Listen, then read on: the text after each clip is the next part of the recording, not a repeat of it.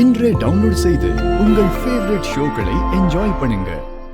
என்ன மாம்ஸ், உங்களை ஏதோ கடத்திட்டு போய் கல்யாணம் பண்ற மாதிரி உம்மன் இருக்கீங்க.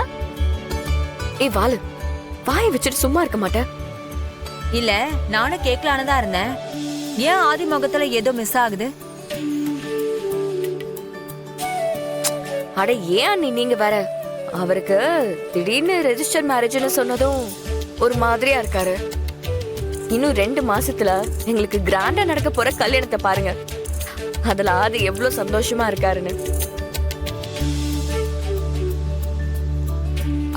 பாரதி, தேங்க்ஸ்.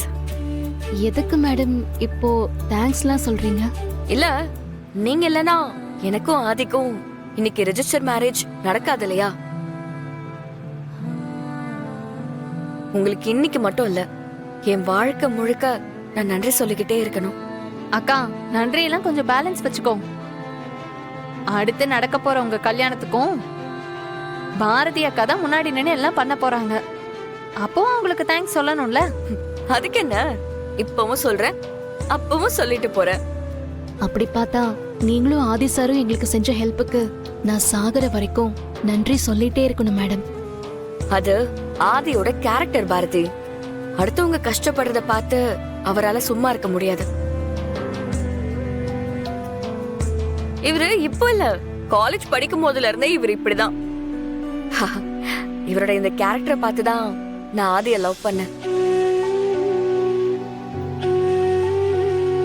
10 வருஷம் லவ், 5 வருஷம் நான் மட்டும் லவ் பண்ணிக்கிட்டு இருந்தேன். 5 வருஷம் 2 பேரும் சேர்ந்து லவ் பண்ணிக்கிட்டு இருந்தோம். அக்கா, கோயிலுக்கு ரைட்ல தானே போகணும்? ஆமா மனு, ரைட்ல தான் போனோம். ம், சரிக்கா. அப்பா, கொஞ்சம் சீக்கிரமா போப்பா. நல்ல நேரம் முடியறதுக்குள்ள கோயில்ல இருந்தா நல்லா இருக்கும். ஆ, சரிம்மா.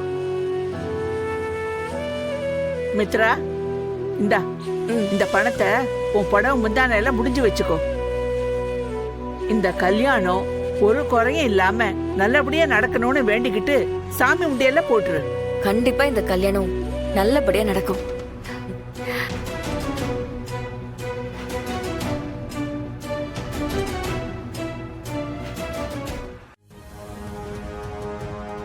சுதாகர் சார், நல்லா செக் பண்ணி பார்த்துட்டேன். இந்த ஆதிக்கு பாரதிங்கிற பொண்ணு கூட ஏற்கனவே கல்யாணம் ஆனதா ரிஜிஸ்டர் ஆயிருக்கு. நான் வேணா ஒரு ரிப்போர்ட் கொடுக்குறேன் சார். நீங்க உடனே போய் அந்த ஆதி மேல போலீஸ் கம்ப்ளைண்ட் கொடுங்க சார். இப்பெல்லாம் இந்த மாதிரி நிறைய சீட்டிங் மேரேஜ் நடக்குது சார். இல்ல வேண்டாம் சார். இந்த விஷயத்துல ஏதாவது பண்ண போய் அது என் தங்கச்சி லைஃபை தான் ஸ்பாயில் பண்ணும். இந்த விஷயத்தை நானே ஹேண்டில் பண்ணிக்கிறேன். அப்படியா? Okay sir. ஆனா உங்களுக்கு எப்ப என்ன ஹெல்ப் வேணாலும் என்கிட்ட கேளுங்க சார். Okay sir, thank you. பார்க்கலாம்.